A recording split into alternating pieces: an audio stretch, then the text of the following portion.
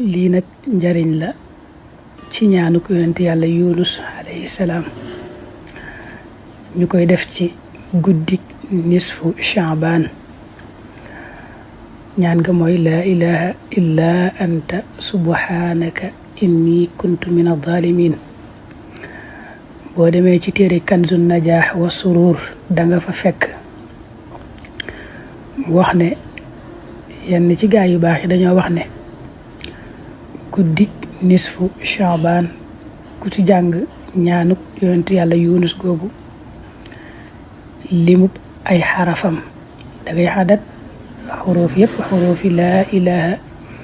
illa anta subhanaka inni kuntu min adh-dhalimin jàng ko lim booba lim ba nag mi ngi toll rek ci 2375 waaw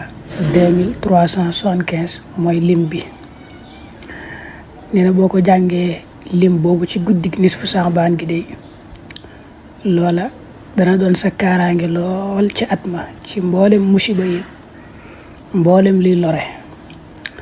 moo tax mu ne fa inna tilawata hadihi al aya fi hadihi al layla bil adadi al madhkur takunu amanan fi dhalika al ham min al balaya wal awham daa ci teg ne moom miy bind téere bi ne loolu naka lay bañ a doone kóolute